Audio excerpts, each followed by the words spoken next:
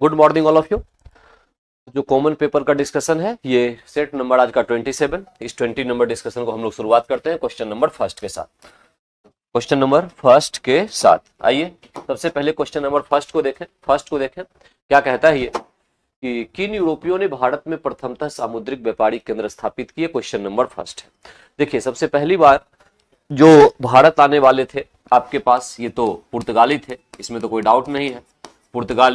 पुर्तगाली के बाद डच आए, डच के बाद अंग्रेज आए, अंग्रेज के बाद जो है ये डेन आए और अंत में आए आपके पास फ्रांसीसी जो है सबसे अंत में आए थे। ठीक है, अंत में आए थे।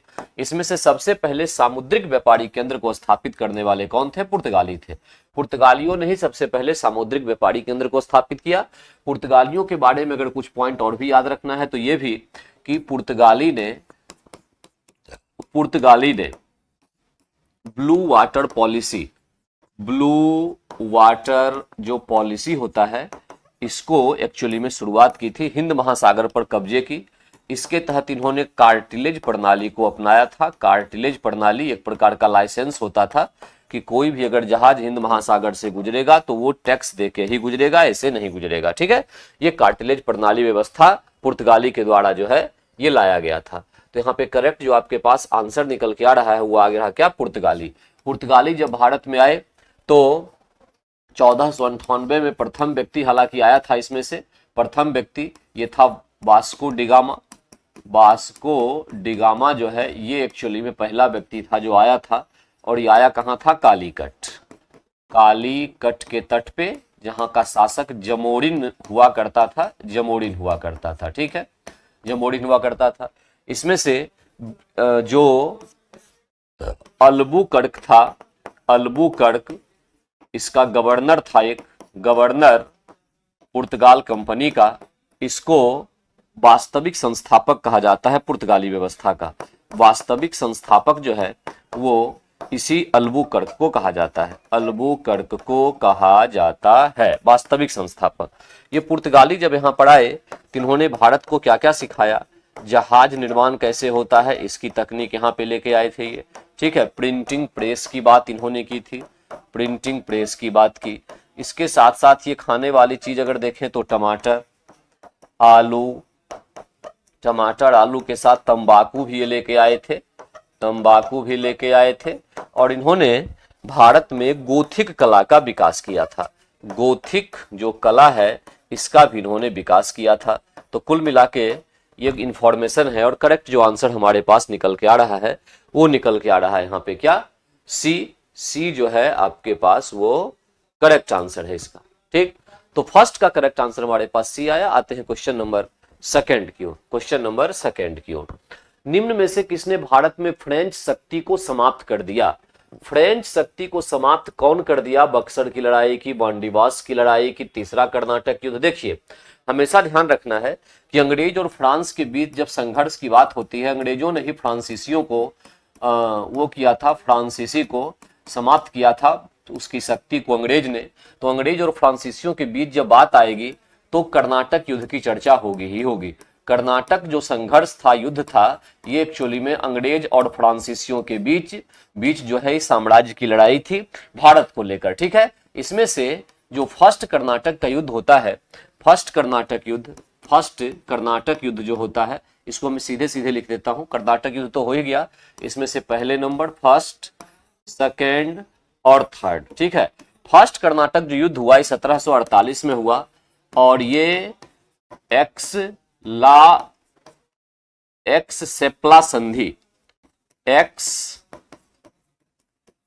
सेप्ला संधि के द्वारा ये समाप्त हुआ था। संधि के द्वारा ये समाप्त किया गया। जो कर्नाटक युद्ध प्रथम था ये समाप्त हुआ। ठीक है, 1748 में। इसमें क्या हुआ था? इसमें कि फ्रांसीसी की हार हुई थी। देखा जाए तो इसमें से जो अंग्रेज थे, अंग्रेज तो नहीं कह सकते हैं, हम कह सकते हैं क्या कि जो कर्नाटक के नवाब थे अनवरुद्दीन, उनकी हार हुई और फ्रांसीसी की इसमें जीत हुई थी। पहली बात तो ये हो गई 1748। फिर 6 साल के बाद 1754 में दूसरा कर्नाटक युद्ध हुआ, सेकेंड कर्नाटक युद्ध हुआ। ठीक है, और ये जो सेकेंड कर्नाटक युद्ध है ये पांडिचेरी की संधि के साथ समाप्त हुआ, पांडिचेरी की संधि के साथ समाप्त हुआ। इसका कोई निष्कर्ष नहीं निकला था तो इसको हम ब्लैंक रखेंगे, दोनों बराबर। और तीसरा फिर 9 साल के बाद हुआ और 1763 में, और ये जो है 63 का जो है ये पांडिचेरी की संधि 1754 में है, और 1763 की जो लड़ाई थी ये एक्चुअली में पेरिस की संधि से समाप्त हुआ। पेरिस की संधि से ये समाप्त हुआ था और अंततः यही वो लड़ाई थी जिसमें अंग्रेज ने फ्रांसीसियों को पराजित कर दिया और सदा सदा के लिए फ्रांसीसी जो कंपनी है को पराजित कर दिया और इनका काम केवल व्यापार तक सीमित रह गया फ्रांसीसियों का, और अंग्रेज जो है वो सड़बे सड़बा हो गए किसके, भारत के। ठीक है, इन सब के बीच 1760 ईस्वी में बॉन्डीवास का युद्ध हुआ था। बॉन्डीवास का युद्ध इसमें भी क्या हुआ था, ये भी अंग्रेज और फ्रांसीसी के बीच हुआ था। फ्रांसीसी की इसमें हार हुई थी, फ्रांसीसी जो है उनकी इसमें क्या हुई थी, फ्रांसीसी की हार हुई थी। इस प्रकार से हम देखते हैं कि करेक्ट आंसर जो होगा वो तीसरा कर्नाटक युद्ध होगा, जिसने अंत में आके जो है वो फ्रांसीसियों को की शक्ति को बिल्कुल सीमित कर दिया भारत में, और आने वाले समय में एकमात्र शक्ति अंग्रेज होंगे इसको पूरी तरह से स्थापित कर दिया। ठीक है, और बक्सर की लड़ाई के बाद तो 1764 में जो हुई थी, इसके बाद तो अंग्रेज पूरी तरह से भारत जो है उसको अपने कब्जे में लेने में कामयाब रहे। यहाँ के सबसे अंतिम विजेता यही माने गए। तो करेक्ट आंसर सेकंड का जो है हमारे पास निकल के क्या आ रहा है, बी आ रहा है। सेकंड आंसर जो है वो निकल के आ रहा बी। क्वेश्चन नंबर 3 की ओर चलिए।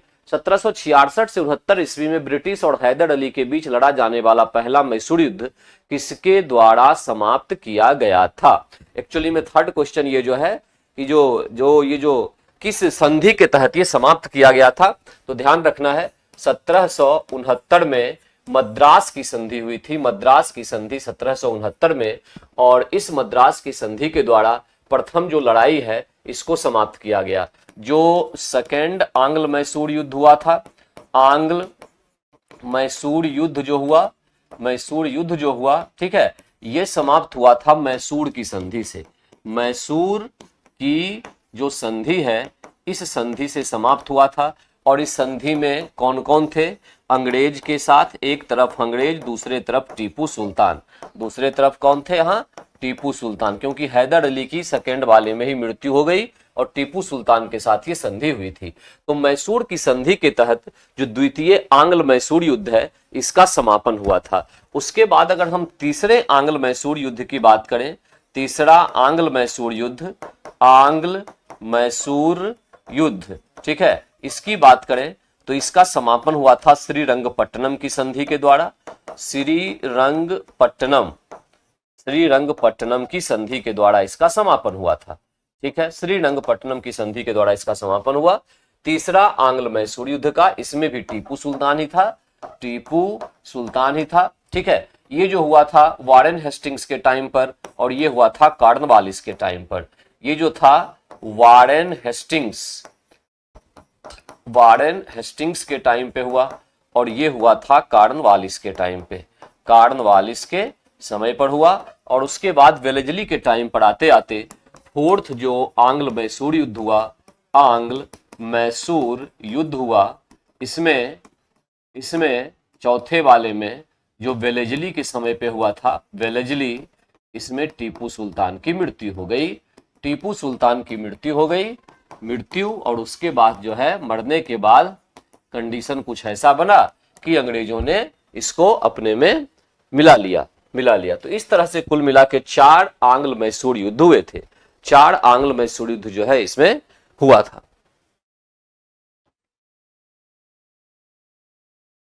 ओके, 4 आंग्ल मैसूर युद्ध इसमें किए गए थे। अच्छा, टीपू सुल्तान जो था इसके बारे में 2-3 बात याद रखना है कि इसने स्वतंत्रता का वृक्ष लगवाया था। स्वतंत्रता का वृक्ष इसने लगवाया था। ठीक है, दूसरी बात ये दूतावास की स्थापना इसने विदेश में की थी।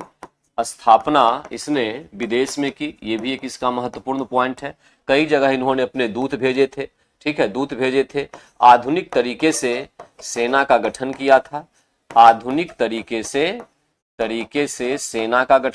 था। सेना का इसने गठन किया था। आधुनिक तरीके से सेना का गठन किया। नौसेना को इसने काफी ज्यादा महत्वपूर्ण दिया, नौसेना पर इसने भरोसा किया। नौसेना जो है इसका गठन करने का प्रयास किया, इसने गठन करने का प्रयास किया। ठीक है, ये सारे इंपॉर्टेंट काम जो है हैदर अली के बिल्कुल अलग कार्य थे। ये जो सॉरी टीपू सुल्तान के जो है ये बहुत ही अलग से काम थे। ठीक, तो करेक्ट आंसर यहाँ पे थर्ड का निकल के क्या आया? थर्ड का निकल के आया बी। करेक्ट आंसर थर्ड का निकल के आया बी। एक लाइन और भी याद रखेंगे, इसने संवाद कौमुदी नाम का एक कैलेंडर जारी किया था। इसने केवल कौमुदी नाम का एक कैलेंडर जारी किया था। कौमुदी नाम का एक इसने कैलेंडर भी जारी किया था, कैलेंडर इसने जारी किया था। ठीक, ये भी याद रखेंगे। थर्ड का करेक्ट आंसर बना बी। क्वेश्चन नंबर 4 पे आते हैं।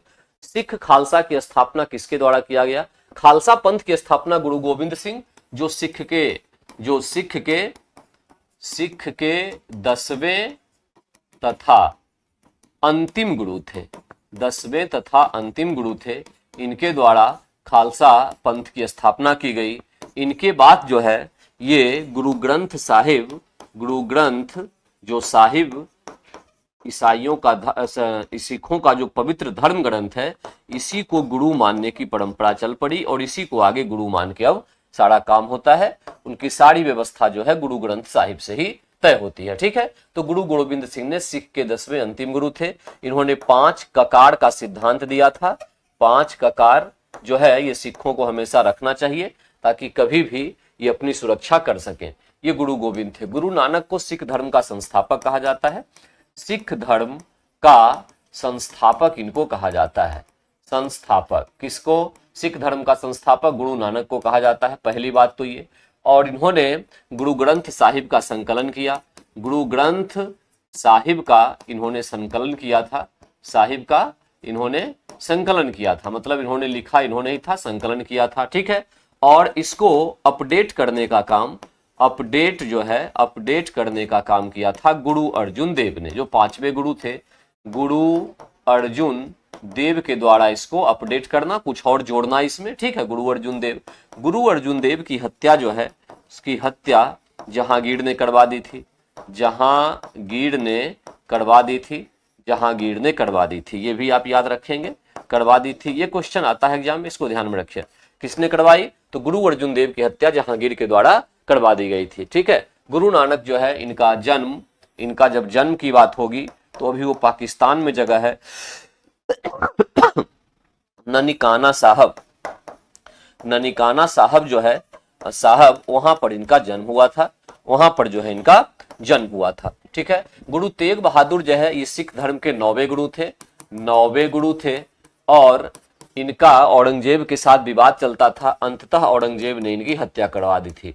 औरंगजेब ने हत्या करवा दी, इनकी हत्या करवा दी थी। ठीक है, तो 2 जो धर्म गुरु प्रमुख थे उनकी हत्या 2 मुगल बादशाहों ने करवाई थी। एक जहांगीर ने गुरु अर्जुन देव की और औरंगजेब ने गुरु तेग बहादुर की। ठीक है, 9वें गुरु थे। इसमें एक ध्यान रखना है कि गुरु अंगद जो दूसरे ही गुरु थे, संभवतः गुरु अंगद, इनके द्वारा गुरुमुखी लिपि का आविष्कार किया गया था। गुरुमुखी लिपि का आविष्कार किया गया था, यानी ढूंढा गया था। तो इस प्रकार से 4 जो है इसका करेक्ट आंसर हमारे पास निकल के क्या आ रहा है? ये आ रहा है सी, गुरु गोविंद सिंह। 4 का करेक्ट आंसर है गुरु गोविंद सिंह। 5 पे आइए। निम्नलिखित में से कौन 1857 की विद्रोह में अंग्रेजों का सबसे बड़ा कट्टर दुश्मन था? 1857 की लड़ाई की अगर हम बात करें, 1857 का विद्रोह, 1857 का विद्रोह, तो इसमें एक स्टेटमेंट आपको याद रखना होगा जो टी.आर. होम्स के द्वारा दिया गया था। टी.आर. होम्स, इसने जो एक स्टेटमेंट दिया था कि यह विद्रोह सभ्यता एवं बर्बरता का संघर्ष था। ये एक्चुअली में कह रहा है कौन? टी.आर. होम्स कह रहा है। ठीक है, 1857 के विद्रोह के बारे में। इस 1857 के विद्रोह का सरकारी इतिहासकार जो है, सरकारी इतिहासकार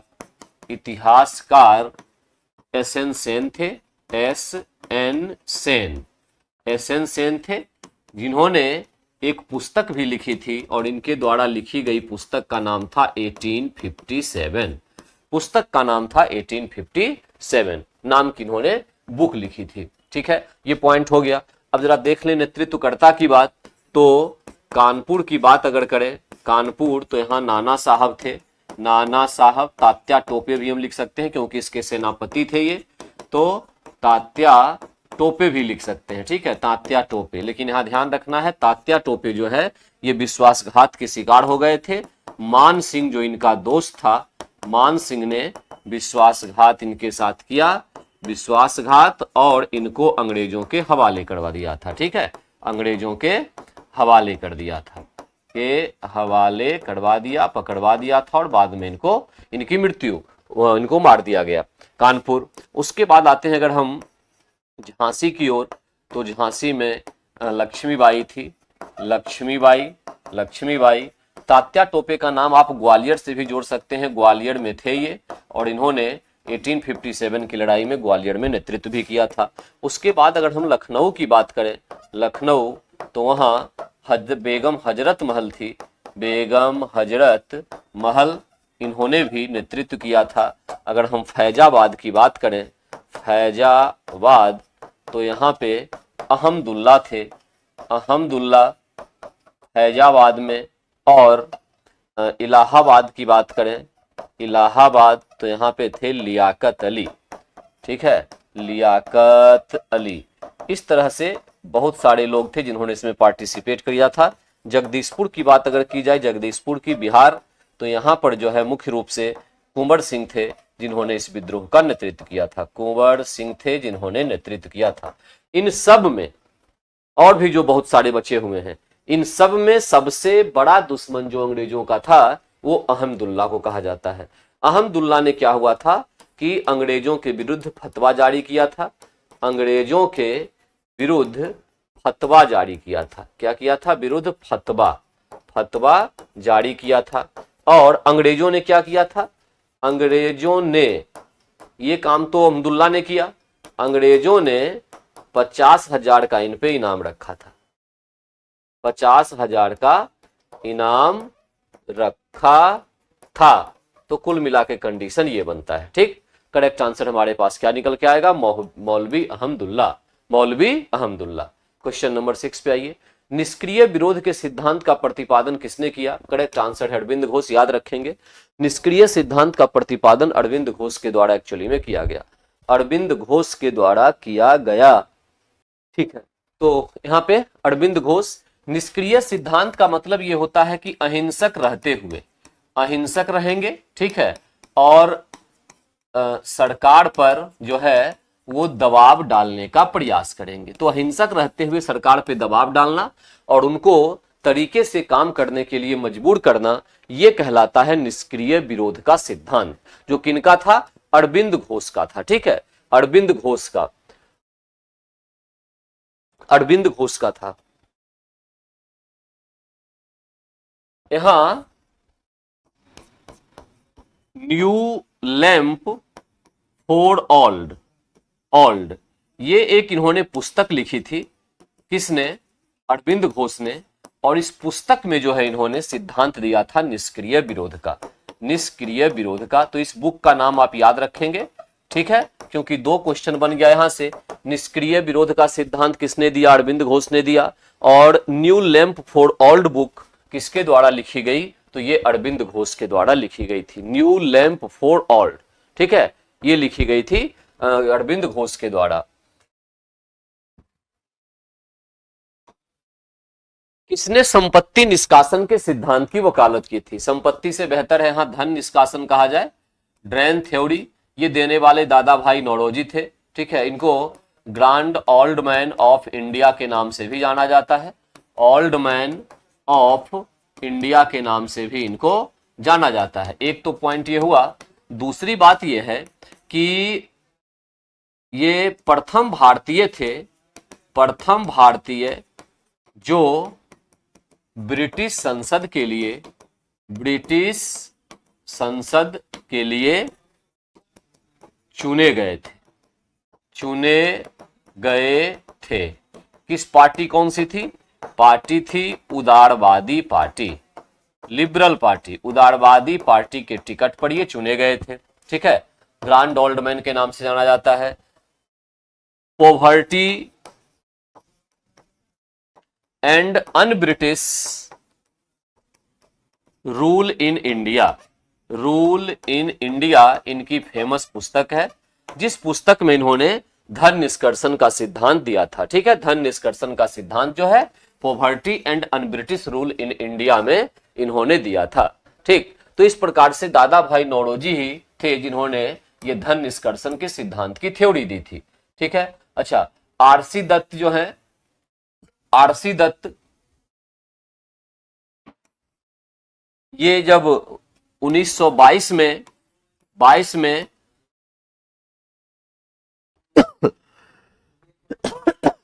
गया में जो कांग्रेस का अधिवेशन होता है, कांग्रेस का अधिवेशन, और ये जो अधिवेशन है ये एक्चुअली में 37वां अधिवेशन है, 37वां अधिवेशन है।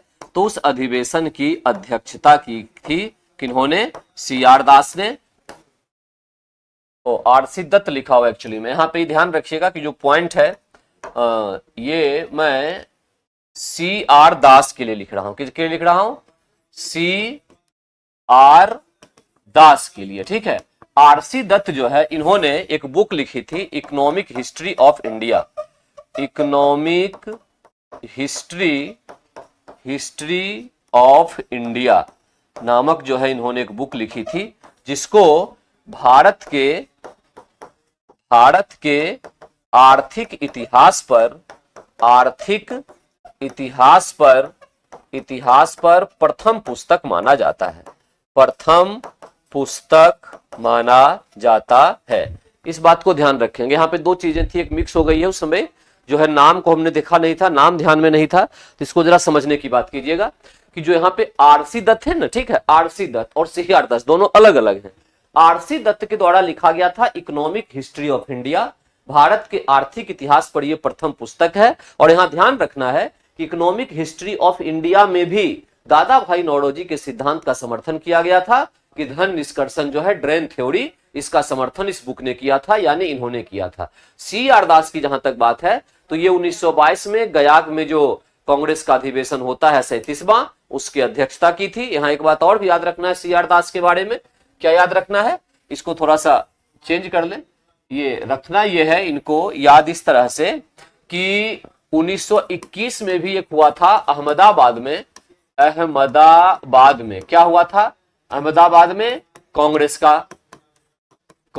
का अधिवेशन हुआ। ठीक है, अधिवेशन हुआ, इसमें एक्चुअली में अध्यक्ष बनाए गए थे सी आर दास ही, अध्यक्ष जो है वो सी आर दास ही बनाए गए, लेकिन ये उस समय जेल में थे, तो जेल में रहने की वजह से ये अपने काम को नहीं कर पाए, तो इनकी जगह पे अजमल हाकिम खान के द्वारा इस कार्य को किया गया था। तो ये भी कभी क्वेश्चन आ सकता है कि कौन से कांग्रेस के ऐसे अध्यक्ष थे जो जेल में रहे थे? तो जेल में रहने वाले अध्यक्ष सी आर दास थे। अधिवेशन कौन सा था कांग्रेस का? वो 1921 का, कहां? अहमदाबाद। और उस समय इनकी जगह पर जिन्होंने कांग्रेस के अधिवेशन की अध्यक्षता को पूरा किया वो थे अजमल हाकिम खान। वो कौन थे? अजमल हाकिम खान जो है उन्होंने इस काम को पूरा किया था। ठीक है, पूरा किया था। आइए क्वेश्चन नंबर 8 की तरफ चलते हैं। सन 1905 में बंगाल के विभाजन की घोषणा निम्नलिखित में से किस कारण से की गई थी? देखिए 1905 में जो बंगाल का विभाजन होता है, देखिए 1905 में बंगाल का विभाजन ये कर्जन के टाइम पर होता है, कर्जन के टाइम पर होता है। ठीक है, और अगर सरकार के हिसाब से देखें कि क्यों किया जा रहा है बंगाल का विभाजन, तो उसने कहा था प्रशासनिक असुविधा, प्रशासनिक असुविधा। इस सरकार की भाषा है कि प्रशासन को हम संभाल नहीं पा रहे हैं बंगाल में, इसलिए हम इसको डिवाइड कर रहे हैं, विभाजित कर रहे हैं, तो प्रशासनिक असुविधा, ये कहना है सरकार का, जो उस समय की सरकार थी उसका कहना है। लेकिन वास्तव में क्या था बंगाल विभाजन का कारण? कि जो राष्ट्रीयता की भावना जो मजबूत हो रही थी बंगाल में, जो मजबूत हो रही थी, इस राष्ट्रीयता की भावना को तोड़ने के लिए, ठीक है, और हिंदू और मुस्लिम दो जो बड़े वहां समुदाय थे, इनको आपस में लड़वाने और फूट डलवाने के लिए एक्चुअली में ये जो है ये किया गया था बंगाल का विभाजन, जिसकी घोषणा 20 जुलाई 1905 को इसकी घोषणा होती है और 16 अक्टूबर 1905 को बंगाल विभाजन प्रभावी हो जाता है। बंगाल विभाजन जो है ये प्रभावी हो जाता है। इस बंगाल विभाजन के विरोध में बहुत जो कार्य हुआ, इस बंगाल विभाजन के विरोध करने वाले में सबसे प्रमुख थे सुरेंद्रनाथ बनर्जी। सुरेंद्रनाथ बनर्जी ने जबरदस्त विरोध इसका किया था, ठीक है, जबरदस्त इसका विरोध किया और बाद में स्वदेशी आंदोलन जो है ये बंगाल विभाजन के विरोध में ही चला था। यह भी ध्यान रखना है कि जो स्वदेशी आंदोलन चला स्वदेशी आंदोलन ये बंगाल विभाजन के विरोध में ही चला, बंगाल विभाजन के विरोध में चला था। कौन सा? स्वदेशी आंदोलन। ठीक, तो यहां पे 1905 में करेक्ट आंसर जो है वो मुख्य रूप से आएगा राष्ट्रीयता की भावना को तोड़ना। अब राष्ट्रीयता की भावना तो कहीं है नहीं, तो अपने प्रेजेंस ऑफ माइंड से आपको आंसर लगाना है। प्रशासनिक सुविधा तो होगी नहीं, असुविधा के कारण से हो भी सकता था, ये लाइन चला गया। कर्जन की व्यक्तिगत इच्छा से कोई मतलब नहीं है, तो यहां पे बच गया केवल क्या? बी, कांग्रेस आंदोलन को विघटित करना। कांग्रेस आंदोलन का मतलब उस समय पार्टी कांग्रेस सबसे महत्वपूर्ण थी और राष्ट्रीयता की भावना जो है उभार रही थी वो, ठीक है। तो कुल मिला के यही हुआ, इसको समाप्त करने के लिए जो है ये किया गया था, क्या? बंगाल विभाजन किया गया था। आइए क्वेश्चन नंबर 9, सिक्किम से गुजरने वाला अक्षांश निम्नलिखित में से किस एक से भी गुजरता है? देखिए कुछ क्वेश्चन बिल्कुल एक्सेप्शनल होते हैं, एक्सेप्शनल में से ये भी एक एक्सेप्शनल है। सिक्किम से गुजरने वाला जो एक अक्षांश रेखा है वो कह रहा है राजस्थान से भी होकर गुजरता है। आप राजस्थान का अलवर ले लें, अलवर, ठीक है, और सिक्किम की राजधानी अगर गंगटोक ले लें तो ये लगभग एक ही अक्षांश पे है, और वो अक्षांश जो है 27 डिग्री के आसपास है, 27 डिग्री। तो इस प्रकार से यहाँ करेक्ट आंसर जो है सिक्किम का सीधे सीधे क्या आ जाएगा? राजस्थान से संबंधित होता है। ये एक एक्सेप्शनल क्वेश्चन है जो आपको याद रखना पड़ेगा, इसके सिवा इसका कोई और विकल्प होता नहीं है एक्चुअली में, ठीक है। तो यहाँ पे देख रहे हैं कि करेक्ट आंसर यहाँ पे राजस्थान आया। अक्षांश की बात अगर करें हम, अक्षांश की बात, ठीक है, अक्षांश, तो ये अक्षांश जो है इसकी कुल संख्या जो है, कुल संख्या 181 है, 181 है।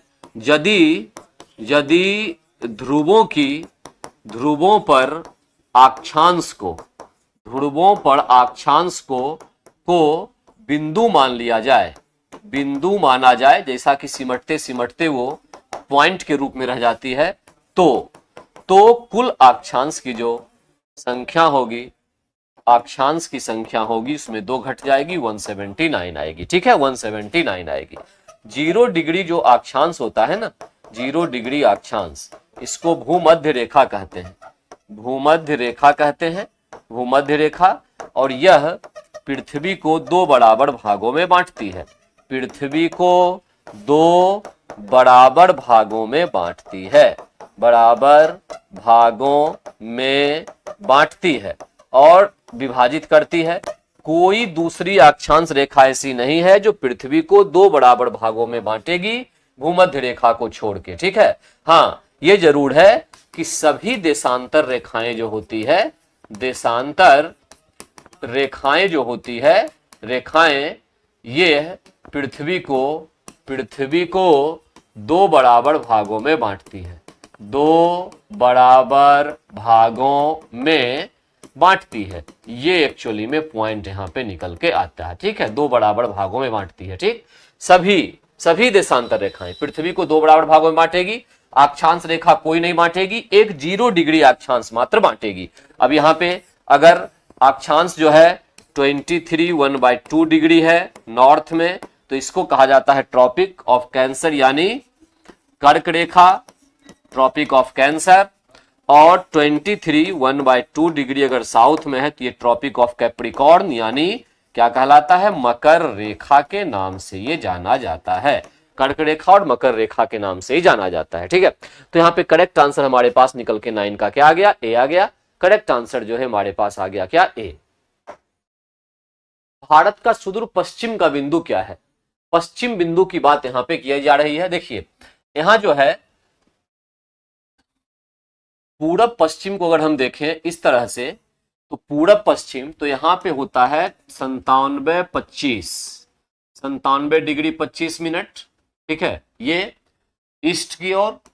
और यहां पे जो होता है 68 और 7 ये ईस्ट की ओर, ठीक है, क्योंकि भारत जो है ये एक्चुअली में पूर्वी देशांतर में स्थित है।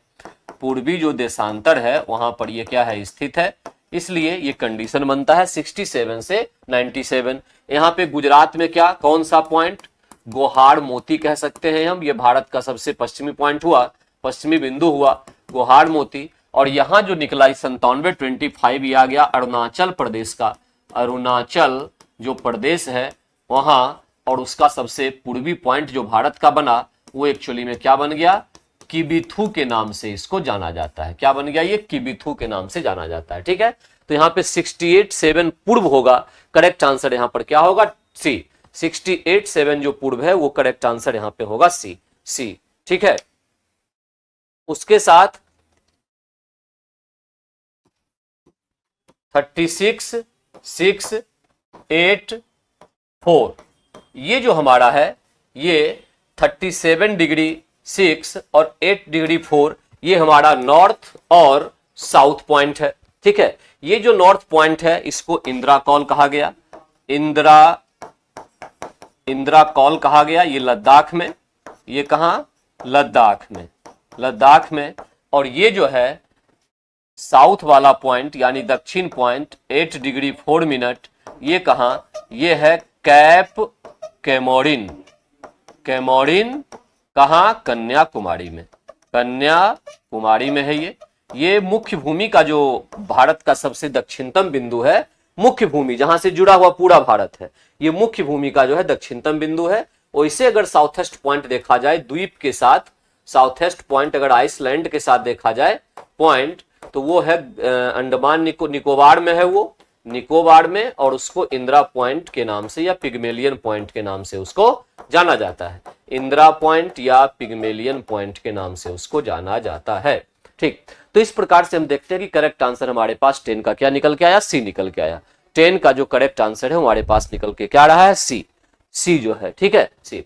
आइए क्वेश्चन नंबर 11 की ओर। भारत के निम्नलिखित भागों में द्रविडियन प्रजाति मुख्यतः कहां संकेंद्रित है? द्रविडियन प्रजाति के लोग मुख्य रूप से कहां है, दक्षिण भारत में है, ठीक है। दक्षिण भारत जो है उसमें मुख्य रूप से द्रविडियन प्रजाति के जो है वो लोग हैं। उत्तर पश्चिम जो भारत है, उत्तर पश्चिम भारत, इसमें आपको सीथो द्रविडियन मिलेंगे, सीथो द्रविडियन प्रजाति मिलेगी, यानी द्रविडियंस के साथ मिक्स की हुई एक प्रजाति है सीथो प्रजाति, सीथो। तो इस तरह से इसको हम सीथो द्रविडियन के नाम से उत्तर पश्चिमी भारत को जानते हैं। उत्तरी पूर्वी भारत में अगर हम चलते हैं तो यहां मंगोलॉयड प्रजाति अधिकांश मात्रा में आपको पाई जाएगी, जो चीन और मंगोलिया में है, ठीक है। तो ये मंगोलॉयड प्रजाति जो है ये मुख्य रूप से आपके उत्तरी पूर्वी भारत में मिलती है। अच्छा, उत्तर भारत की बात अगर करें, उत्तर और मध्य भारत की, तो इसमें मुख्य रूप से आपको प्रोटो ऑस्ट्रेलॉयड जो है इस प्रजाति के लोग अधिकांश मात्रा में आपको मिलेंगे। इस प्रकार से विभाजन हुआ है कि दक्षिण भारत में आपके पास द्रविडियन होंगे, उत्तर पश्चिमी भारत में सीथो द्रविडियन, उत्तरी पूर्वी भारत में मंगोलॉयड, और उत्तर मध्य भारत जो आपके पास आ गया वो प्रोटो ऑस्ट्रेलॉयड हो गया। तो लगभग भारत जो है यहाँ पे कवर कर लेता है। 2 पे क्वेश्चन सबसे अधिक आता है, एक दक्षिण भारत पे, एक उत्तरी पूर्वी भारत पे। ये दोनों आपके लिए वेरी इंपॉर्टेंट है, इसको आपको ध्यान रखना है। उत्तरी पूर्वी भारत तो वो चीन के निकट है, इसे याद रखेंगे तो मंगोलॉयड हो जाएगा। दक्षिणी भारत तो द्रविडियन आपको याद रखना ही रखना है, ठीक है। बाद बाकी अपने जो अपना वाला इलाका है ये एक्चुअली प्रोटो ऑस्ट्रेलॉयड के नाम से जाना जाता है, ये क्षेत्र होता है। तो करेक्ट आंसर यहाँ पे निकल के हमारे पास क्या आ गया, 11 का करेक्ट जो आंसर आया वो आया ए। करेक्ट आंसर 11 का क्या आ गया, ए आ गया, ठीक है। क्वेश्चन नंबर 12 पे चलिए। टोडा जनजाति मुख्यतः निवास करती है, कई बार क्वेश्चन रिपीट हुआ है कि टोडा जनजाति, अब याद हो गया होगा, रिपीट क्वेश्चन होने का यही लाभ होता है। और कभी ये कम से कम सेट में 2-3 बार होना चाहिए, ताकि एक बार क्वेश्चन वो दिमाग में आ गया फिर वो निकलने की कहीं गुंजाइश ही नहीं है। टोडा जो है तमिलनाडु में कहा, नीलगिरी नीलगिरी के क्षेत्र में जो है ये टोडा जनजाति पाई जाती है। नीलगिरी कहाँ? जहां पे पूर्वी घाट और पश्चिमी घाट का मिलन होता है, और पश्चिमी घाट का मिलन होता है, इन दोनों मिलन के जगहों पर नीलगिरी की पहाड़ी स्थित है। ठीक है, नीलगिरी की जो सबसे सर्वोच्च चोटी है, सर्वोच्च चोटी, इसको हम डोडा बेटा के नाम से जानते हैं। डोडा बेटा के नाम से इसको जाना जाता है, सर्वोच्च चोटी को। ठीक है, पूर्वी घाट की सर्वोच्च चोटी जो है ये विशाखापत्तनम पत्तनम, और ये जनरली एग्जाम में नहीं ऑप्शन में आए तो फिर वहां पर महेंद्रगिरी। तो क्या वहां पे महेंद्रगिरी दूसरा ऑप्शन ये हुआ। पश्चिमी घाट की अगर देखें हम तो ये सबसे ऊंची चोटी जो है अनाईमुडी है। अनाईमुडी ये अन्नामलाई पर्वत पर है। अन्नामलाई जो है ये पर्वत पर की है। ठीक है, सबसे ऊंची, ये पश्चिमी घाट की सबसे ऊंची चोटी है। ये दक्षिण भारत की भी सबसे ऊंची चोटी है। दक्षिण भारत की भी सबसे ऊंची चोटी है, ये सबसे ऊंची चोटी है। तो इस तरह से ये नीलगिरी से संबंधित पॉइंट है। पूर्वी पश्चिमी घाट का ये मिलन स्थल होता है, जहां पे पूर्वी पश्चिमी घाट मिलते हैं, वो नीलगिरी के नाम से जाना जाता है। तमिलनाडु में टोडा जनजाति हो गई।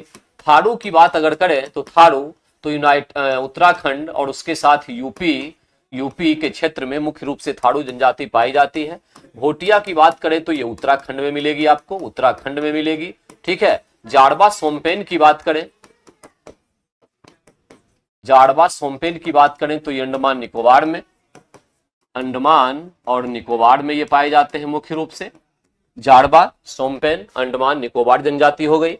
उसके बाद नेक्स्ट पॉइंट पे चले अगर उसके बाद तो हो, मुंडा, उराव, संथाल, ये सब जो है ये झारखंड की जनजाति पाई जाती है। झारखंड में लोग मुख्य रूप से रहते हैं। जनजातियों का सबसे बड़ा समूह क्या है? जनजातियों का सबसे बड़ा जो समूह है, सबसे बड़ा समूह वो एक्चुअली में क्या है? तो ये भारत में कौन सा है? भील समुदाय। भील समुदाय ये मुख्य रूप से आपके पास राजस्थान, एमपी, राजस्थान के साथ मध्य प्रदेश, और मध्य प्रदेश के बाद छत्तीसगढ़ में भी कुछ हिस्सा हल्का फुल्का महाराष्ट्र में भी। ठीक है, मुख्य रूप से 3 राज्यों में ये सबसे बड़ी जो ग्रुप की जनजाति है यानी भील, ये निवास करती है। 12 का करेक्ट आंसर हमारे पास सी निकल के आ रहा है। करेक्ट आंसर क्या है? वो सी है। क्वेश्चन नंबर 13 पे आते हैं। गंगा की जलोढ़ मृदा की गहराई भूमि सतह के नीचे लगभग, ये क्वेश्चन पूछे तो याद रखिएगा, लगभग 6000 मीटर तक है। 6000 मीटर तक है। ठीक है, इस बात को ध्यान में रखिएगा। गंगा की जलोढ़ मृदा की गहराई, ठीक है, भूमि सतह के नीचे लगभग 6000 मीटर तक है। और ये जो जलोढ़ मिट्टी है, जलोढ़ मिट्टी, इस जलोढ़ मिट्टी में ध्यान रखिएगा कि नाइट्रोजन तथा ह्यूमस जो है उसकी कमी होती है, इसमें कमी होती है। इसीलिए जो गंगा के मैदानी इलाके हैं यहाँ पर काफी अधिक मात्रा में यूरिया खाद का प्रयोग होता है खेतों में फसलों को उपजाने के लिए। नाइट्रोजन तथा ह्यूमस की कमी होती है, लेकिन यहाँ पर पोटास तथा फास्फोरस जो है कि इसमें अधिकता पाई जाती है, अधिकता इसमें पाई जाती है। ठीक है, ये मिट्टी 2 प्रकार की होती है। एक को कहते हैं न्यू या नवीन जलोढ़, एक को कहते हैं पुरानी जलोढ़। ठीक है, नवीन जलोढ़ जो है इसको खादर के नाम से जाना जाता है और पुरानी जलोढ़ को बांगड़ के नाम से जाना जाता है। खादर थोड़ी अधिक उपजाऊ होती है, क्यों अधिक उपजाऊ होती है? क्योंकि बाढ़ का पानी नई मिट्टी को लेकर आता है, नई मिट्टी को हर साल लेकर आता है, हर वर्ष लेकर आता है। ये खादर की विशेषता है। बांगड़ में बाढ़ का पानी नहीं आता, इससे भी हम अलग कर सकते हैं, ये ऊंचाई वाला क्षेत्र है।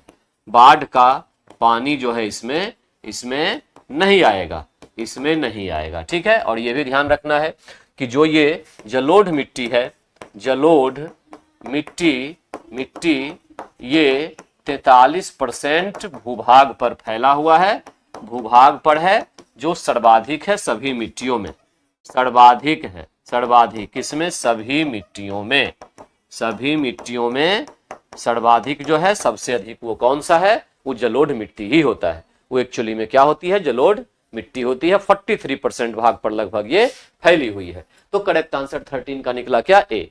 13 का करेक्ट आंसर जो है वो क्या निकला, ए निकला, एक निकला। ठीक है,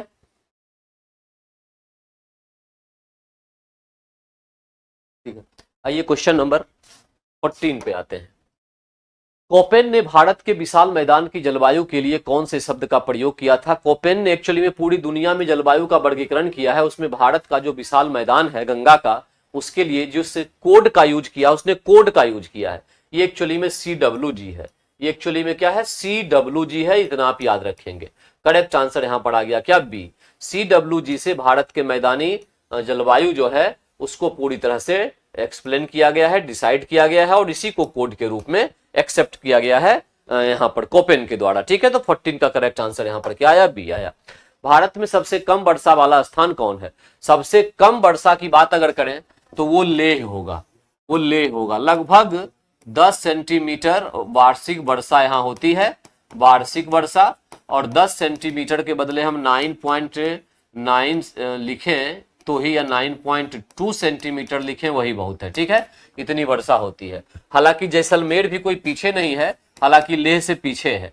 यहाँ पर 40 से 50 सेंटीमीटर ही वर्षा हो पाती है, सेंटीमीटर वार्षिक वर्षा होती है, ये भी काफी कम है। वार्षिक वर्षा होती है राजस्थान में। तो दो शहर को आप देख सकते हैं, एक तरफ लेह और एक तरफ जैसलमेर। ठीक है, और वर्षा नहीं होने के कारण से दोनों क्षेत्रों में मरुस्थल का विकास हुआ है, मरुस्थल का विकास हुआ है। बट अंतर यह है कि एक जो लेह का मरुस्थल है ये ठंडे क्षेत्रों का मरुस्थल है, ठंडे क्षेत्रों का मरुस्थल है, मरुस्थल है।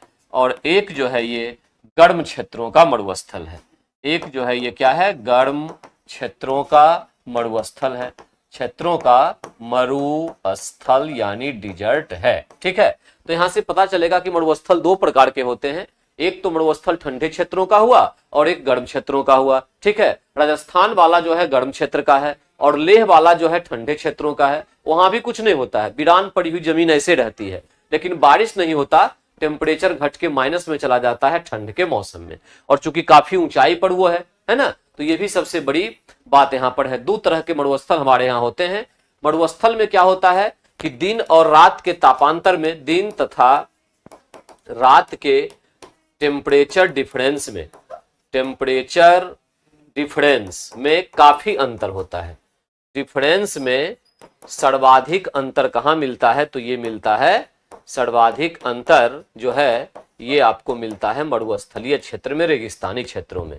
दिन का टेम्परेचर 55 डिग्री, रात का 15 डिग्री, दिन का 55, रात का 15। ठीक है, ऐसा होता है।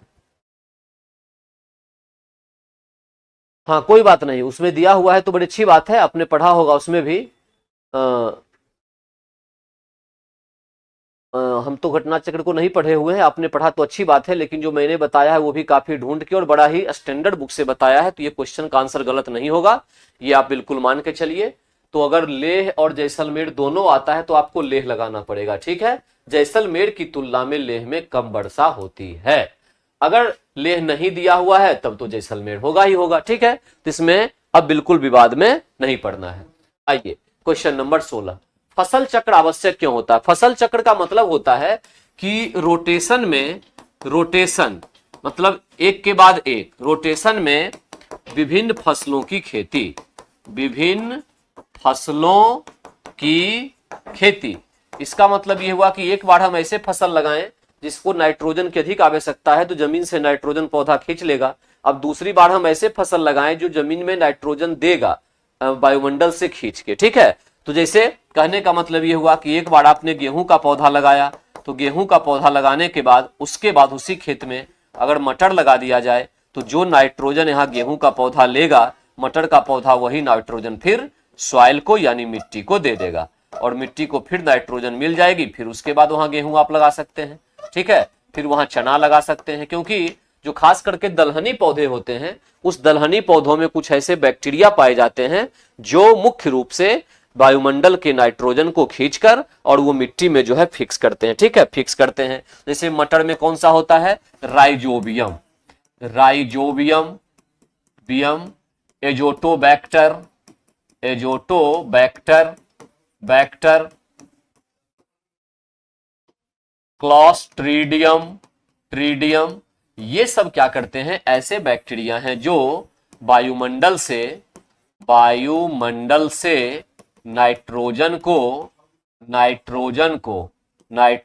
को खींचकर और क्या करते हैं, मिट्टी में मिलाते हैं, मिट्टी में मिलाने का काम करते हैं, या इसको कहते हैं फिक्स करते हैं।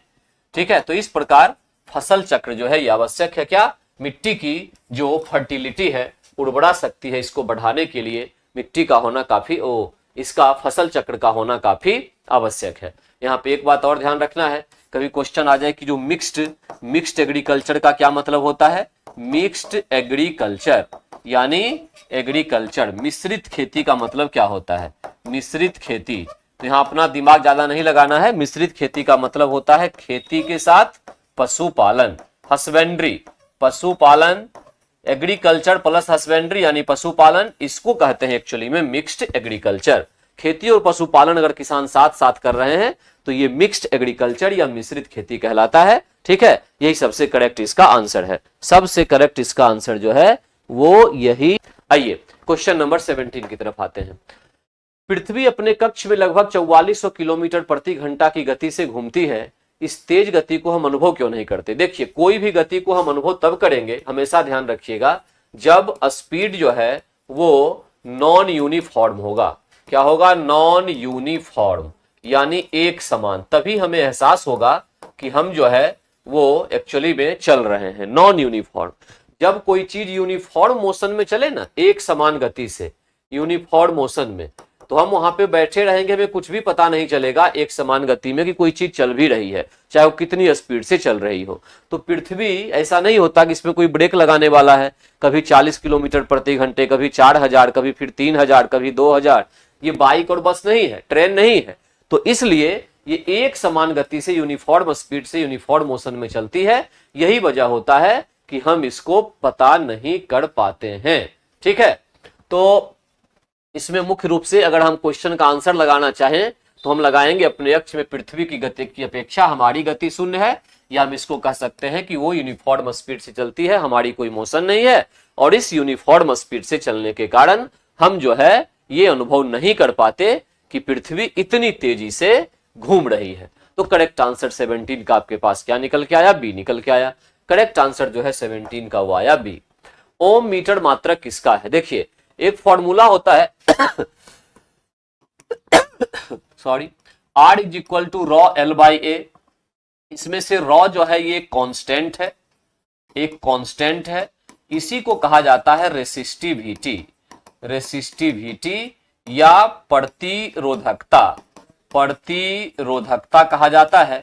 अब अगर हम इस प्रतिरोधकता का यूनिट निकालना चाहें तो ए को यहां से मल्टीप्लाई कर देंगे, एल इधर नीचे आ जाएगा, तो रॉ इज इक्वल टू क्या हो जाएगा, आर ए अपॉन में एल।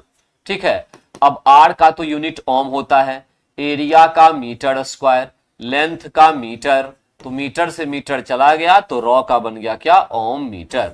तो ओम मीटर एक्चुअली में किसका, रॉ यानी प्रतिरोधकता। तो ये प्रतिरोधकता का यूनिट क्या हो गई, ओम मीटर हो गई। इसको आप OHM ओम मीटर भी लिख सकते हैं, ओम मीटर भी लिख सकते हैं। ओम को ऐसे साइन से दिखाते हैं। ठीक, और एक और चीज होती है, एक चीज कंडक्टिविटी उसको कहते हैं, कंडक्टिविटी, और इसको चालकता कहा जाता है। क्या कहा जाता है, चालकता। अब ये क्या होती है, ये होती है 1/ρ, यानी रेसिस्टिविटी का, प्रतिरोधकता का उल्टा होता है कंडक्टिविटी। तो कंडक्टिविटी की अगर हम यूनिट निकालना चाहेंगे, इकाई निकालना चाहेंगे, तो कितना हो जाएगा 1/, और इसका यूनिट कितना, ओम मीटर, ये लिख देंगे ओम मीटर। अब अगर आप ओम मीटर को ऊपर लेके जाते हैं तो ऊपर में क्या होता है, कैसे लिखा जाता है, ओम को उल्टा कर देते हैं, केवल एम को यहां, ओ को यहां, तो ये हो जाता है मो, और मीटर ऊपर रहेगा, मीटर, इस पर पावर -1, इस पर जो पावर है वो -1 आ गया। ये एक्चुअली में क्या हो गई, कंडक्टिविटी की क्या हो गई, इकाई हो गई। तो दोनों पूछ सकता है, दोनों का आंसर, ओम मीटर का प्रतिरोधकता और मो मीटर -1 का कंडक्टिविटी का ये होगा चालकता। ठीक है, ये आइए क्वेश्चन नंबर 19 पे। प्रकाश वर्ष क्या है, प्रकाश वर्ष वह दूरी है जो प्रकाश एक वर्ष में तय करता है। एक वर्ष में प्रकाश के द्वारा तय की गई दूरी प्रकाश वर्ष कहलाती है। दूरी है, दूरी डिस्टेंस, यानी प्रकाश वर्ष जो है ये दूरी की इकाई है, दूरी की इकाई है, यानी ये यूनिट ऑफ डिस्टेंस है, यूनिट ऑफ क्या है, डिस्टेंस है, डिस्टेंस, ठीक है। 1 लाइट ईयर जो है प्रकाश वर्ष 9.46 इंटू 10⁻15 मीटर के बराबर होता है, ठीक, याद रखिएगा 9.46 10⁻15 मीटर के बराबर होता है। जलाशयों में यूट्रिफिकेशन क्या होता है? देखिए, कोई तालाब या कोई झील है, उसमें जब नाइट्रोजन वाला पानी, फास्फोरस वाला पानी, ठीक है, अगर उसमें काफी अधिक मात्रा में जाएगा तो नाइट्रोजन और फास्फोरस क्या करता है, कुछ आलतू फालतू जो एल्गी होते हैं, कवक होते हैं, बड़ी तेजी के साथ उन्हें विकसित होने लगते हैं। इसको एल्गल ब्लूम कहा जाता है। क्या कहा जाता है इसको?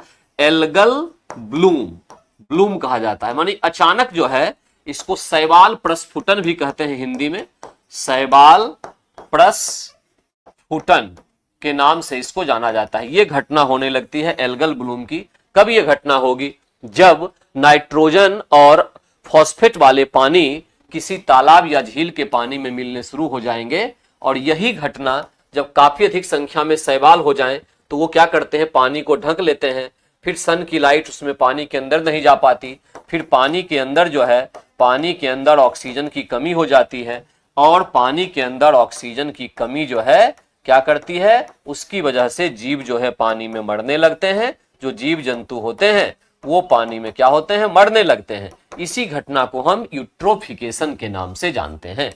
यह घटना हमारी क्या कहलाती है, यूट्रोफिकेशन कहलाती है। तो 20 का करेक्ट आंसर यहां पर क्या निकला, सी निकला। 20 का करेक्ट जो आंसर है हमारे पास क्या आया, सी आया, सी आया।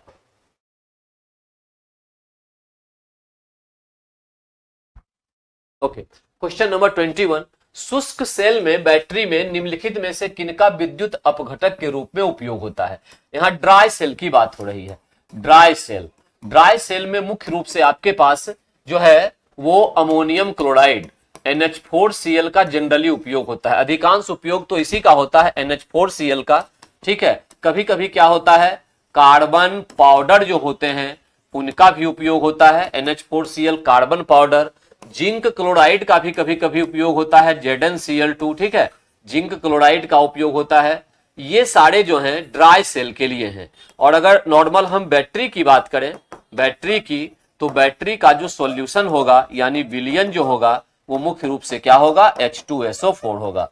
सल्फ्यूरिक एसिड या H2SO4 जो होता है ये एक्चुअली में विलयन होता है किसका, बैटरी का। तो यहाँ पे करेक्ट जो आंसर आपके पास है वो है अमोनियम क्लोराइड, कार्बन पर जिंक क्लोराइड, जिंक क्लोराइड हो जाएगा, कार्बन पाउडर कहीं नहीं लिखा हुआ है, कार्बन का पाउडर भी इसमें शामिल होता है, ठीक है, ड्राई सेल में। बैटरी जो है, बैटरी अगर ये चार्जेबल है, बार बार चार्ज हो सकते हैं, चार्जेबल, तो इनको कहा जाता है सेकेंडरी बैटरी, सेकेंडरी बैटरी इनको कहा जाता है। अगर नॉन चार्जेबल है, नॉन चार्जेबल, तो इनको कहा जाता है प्राइमरी बैटरी, इनको प्राइमरी बैटरी के नाम से जाना जाता है। ये एक्चुअली में पॉइंट होता है। तो करेक्ट आंसर यहां पर 21 का ए आया। निम्नलिखित में से कौन सा युग्म सुमेलित नहीं है, ये एक्चुअली में कह रहा है। कौन सा सुमेलित नहीं है ये एक्चुअली में कहा जा रहा है। देखिए, सुमेलित नहीं को देखना है, ठीक। यहां विटामिन ए खोज करने वाला हॉपकिंस था, हॉपकिंस विटामिन ए, ये मैच नहीं है, हॉपकिंस ने किया था। विटामिन बी में एक नाम ही नहीं होता है, क्योंकि बी के बाद अगर देखें तो इसमें से एक होता है B1, ये थायमीन हो गया, थायमीन हो गया, ठीक है। B6 होता है पायरिडॉक्सिन हो गया, पायरिडॉक्सिन हो गया, ठीक। इसके साथ साथ B12 होता है साइनोकोबाल एमीन हो गया, साइनोकोबाल एमीन हो गया। ऐसे करके बहुत सारे जो हैं ये विटामिन होते हैं। B1 तो इनका अलग अलग खोज हुआ था, अलग अलग विटामिन लोगों के द्वारा। विटामिन डी जो है इसकी खोज मैक्यूलन के द्वारा की गई थी, मैक्यूलन के द्वारा एक्चुअली में की गई थी। जो पॉइंट यहां लिखा हुआ है उसकी खोज यहां हुई थी, ठीक है, मैक्यूलन के द्वारा। एक भी इसमें मैच नहीं किया हुआ है, कोई मैच नहीं है। करेक्ट आंसर है इनमें से कोई मैच। देख तो ऑप्शन ही गलत है यहाँ, दोनों एक ही नाम लिख दिया गया है, ठीक है, एक भी मैच नहीं है। करेक्ट आंसर यहां पर क्या हो जाएगा, ई हो जाएगा, ठीक है, ई हो जाएगा। विटामिन ए को रेटिनॉल के नाम से भी जानते हैं, रेटिनॉल के नाम से जानते हैं, रेटिनॉल, ठीक है, इसको कहा जाता है, रेटिनॉल इसको कहा जाता है, ठीक। विटामिन डी कैल्सीफेरोल के नाम से जानते हैं, कैल्सीफेरोल, फेरोल के नाम से इसको विटामिन डी को जाना जाता है, ठीक है। और विटामिन नाम किसने दिया था, इस शब्द जो है विटामिन, विटामिन शब्द जो है विटामिन, ये वर्ड, ये शब्द दिया गया था फंक के द्वारा, फंक के द्वारा ये शब्द सबसे पहली बार दिया गया था। तो जनरली हम लोग कहते हैं कि विटामिन की खोज किसने की, तो फंक ने की, लेकिन फिर उसमें अलग अलग विटामिन की बात जब आएगी तो अलग अलग का नाम याद करना पड़ेगा, अलग अलग समय पर इन लोगों के द्वारा ये विटामिन का नाम दिया गया था, ठीक है। तो करेक्ट आंसर यहां पर निकला फंक, करेक्ट जो आंसर है, सॉरी वो यहां पे कुछ नहीं निकला, इनमें से कोई नहीं। विटामिन की खोज फंक की थी, शब्द दिया था फंक ने, अलग अलग विटामिन को अलग अलग लोगों ने ढूंढा था, ठीक। तो 22 का करेक्ट कोई आंसर नहीं, और करेक्ट आंसर यहां पर ये आ गया कि दोनों ऑप्शन एक है, एक तो यही समस्या है, ठीक। आइए उसके बाद क्वेश्चन नंबर 23 की ओर आते हैं। बासमती चावल के दाने पकाने पर लंबे हो जाते हैं क्योंकि उसमें बाहुल्य क्या होता है, उसमें एक्चुअली में होता है एमाइलेज, ठीक है। और एमाइलेज जो है ये क्या है, ये लॉन्ग फाइबर है, लॉन्ग फाइबर है, ये फाइबर है, ठीक है। लॉन्ग फाइबर ये हो जाता है, लंबा रेशा के रूप में बदल जाता है, कब, जब इसको हम लोग हीट करेंगे तब। तो चावल को जब हम पकाते हैं तो उसमें जो है ये एमाइलेज का ही सारा का सारा खेल होता है, जो लंबे रूप में बदल जाता है, ठीक है। और इसकी वजह से चावल का जो है दाना लंबा हो जाता है। जनरली जो एंजाइम्स हैं, अगर आप देखें एंजाइम जो होते हैं, जनरली एंजाइम नेचर की चीजें जो होती है उसके साथ क्या होता है कि जब वो हीटेड होती है ना, हीटेड होती है तो वो कह सकते हैं कि डेंस लिक्विड यानी गाढ़ा द्रव बनाती है, गाढ़ा जो है वो द्रव बना लेती है। द्रव मतलब लिक्विड, वो फाइबर के रूप में कन्वर्ट नहीं होती है, लंबे रेशे के रूप में।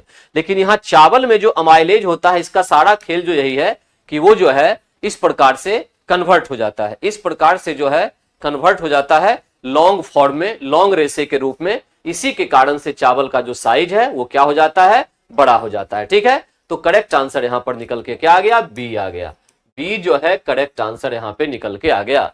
और ये एंजाइम के रूप में अगर शरीर में क्या काम करता है तो यहां पर टाइलिन भी हम लोग लिख सकते हैं इसको, टाइलिन, इसका मुख्यतः काम क्या होता है, ये लाड़ में यानी सैलिवा जो होता है, सलाइवा जिसको बोलते हैं, ठीक है, उसमें उपस्थित जो स्टार्च होता है, स्टार्च, ठीक, इस स्टार्च को वो कन्वर्ट कर देता है ग्लूकोज में, ग्लूकोज में।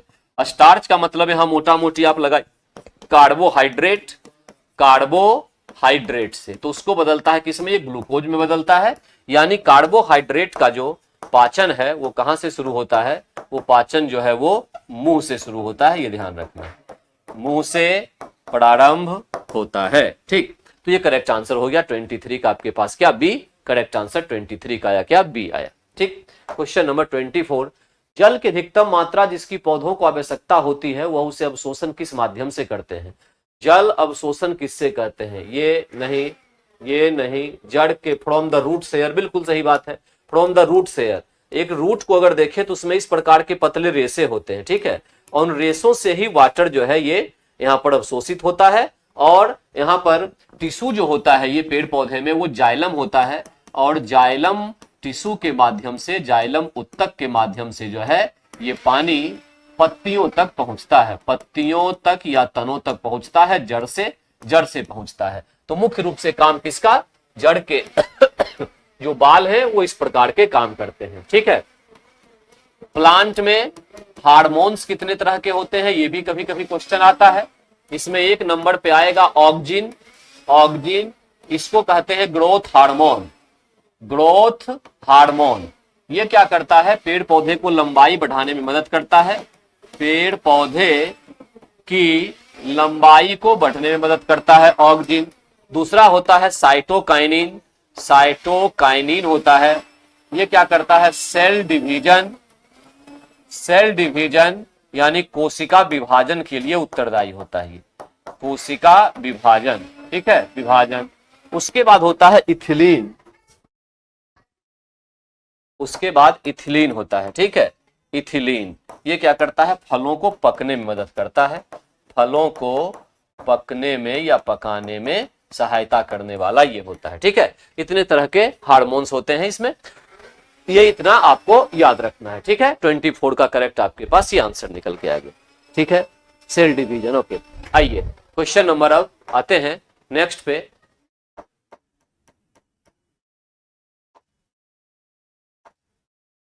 हाल ही में अचानक आई बाढ़ के कारण खबरों में रहा न्योमा चुशुल क्षेत्र किस राज्य केंद्र शासित प्रदेश में है? तो यह है लद्दाख में।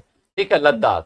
अभी बाढ़ के कारण से हमारे देश में कई जगहों पे दिक्कतें हुई। ठीक है, उसमें से एक लद्दाख का ही क्षेत्र है, नाम है न्योमा चुशुल क्षेत्र। ठीक, कहां? लद्दाख। तो करेक्ट आंसर 33 का क्या बन के आया? सी। 34 कह रहा है कि नवीनतम सतत विकास लक्ष्य भारत सूचकांक 23-24 के अनुसार भारत का समग्र एसडीजी स्कोर 71 आया है। ठीक है, एसडीजी, इसमें केरल जो है, केरल ये 79 के साथ प्रथम पर है।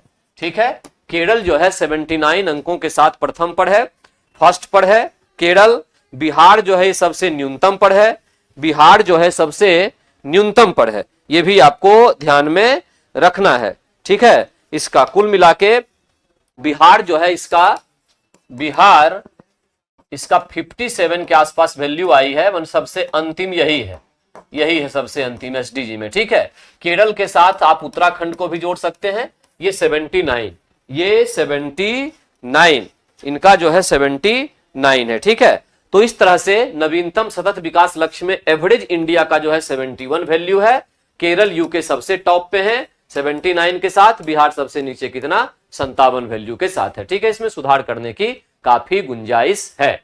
आइए क्वेश्चन नंबर नेक्स्ट। विश्व सिकल सेल दिवस 2024 का विषय क्या है? सिकल सेल दिवस 2024 का विषय है प्रगति के माध्यम से आशा, वैश्विक स्तर पर सिकल सेल देखभाल को आगे बढ़ाना।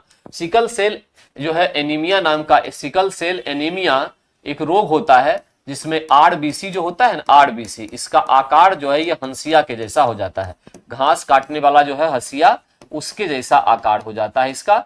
ये एक बीमारी होती है, खास करके शेड्यूल ट्राइब्स जो हैं छत्तीसगढ़ वगैरह में काफी अधिक मात्रा में बीमारी पाई जाती है और सरकार ने इसको समाप्त करने का जो है बीड़ा उठाया है। वहीं पर ये विश्व सिकल सेल दिवस 2024 की बात है। ठीक, हाल ही में कौन सा देश समलैंगिक विवाह को मान्यता देने वाला पहला दक्षिण पूर्व एशियाई देश बन गया? तो करेक्ट आंसर क्या है इसमें? 36 का ए, थाईलैंड। करेक्ट जो आंसर है वो आपके पास है 36 का ए, यानी थाईलैंड है। थाईलैंड, ठीक है, थाईलैंड है। ओके, 36 के बाद क्वेश्चन नंबर 37। ड्रोन दीदी योजना किस मंत्रालय की पहल है? ड्रोन दीदी जो योजना है ये एक्चुअली में पहल जो है ये कौशल विकास तथा उद्यमिता मंत्रालय का है, कौशल विकास उद्यमिता मंत्रालय।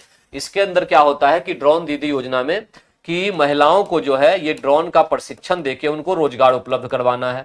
महिलाओं को ड्रोन का प्रशिक्षण जो है वो दिया जाए और उनको रोजगार के लायक बनाया जाए, ये एक्चुअली में पॉइंट है। 37 का करेक्ट पॉइंट यहां पर क्या है? बी है। बी जो है इसका करेक्ट आंसर है। रक्षा अनुसंधान विकास संगठन जिसका हेडक्वार्टर दिल्ली में है, हेडक्वार्टर दिल्ली में है और ये अपना परीक्षण जो है मिसाइल वगैरह का वो करता है अब्दुल कलाम द्वीप, उड़ीसा से। अब्दुल कलाम द्वीप जो है जिसको चांदीपुर व्हीलर द्वीप भी पहले कहते थे, चांदीपुर व्हीलर द्वीप भी कहते थे। ठीक है, वहां से करता है। समीर बी कामत इसके भी अध्यक्ष हैं, समीर बी कामत जो है वो भी इसके वर्तमान में अध्यक्ष हैं। हाल ही में कठिया गेहूं को भौगोलिक संकेतक जीआई टैग प्रदान किया गया है। कठिया गेहूं यूपी की पहचान है। करेक्ट आंसर क्या होगा? सी, उत्तर प्रदेश। करेक्ट आंसर 39 का क्या निकला? उत्तर प्रदेश। कठिया गेहूं कहां? उत्तर प्रदेश को जीआई टैग दिया गया है यहां पे। विश्व सरकार शिखर सम्मेलन 24 के संबंध में कौन सा कथन सत्य है? विश्व यानी ग्लोबल या वर्ल्ड गवर्नमेंट सम्मेलन जो था, समिट किया गया था, ये 24 का आयोजन दुबई में हुआ। भारत, तुर्की और कतर को इसमें सम्मानित अतिथि के रूप में नामित किया गया था। इंडिया, टर्की, कतर, इसका विषय शेपिंग फ्यूचर गवर्नमेंट था। कुल सारे सही हैं। करेक्ट आंसर इसमें क्या है? डी है। सारे सही हैं। करेक्ट आंसर इसमें से क्या है? डी है। ये किया गया था कहां? दुबई, यूएई में इसका आयोजन हुआ था। आगे देखिए,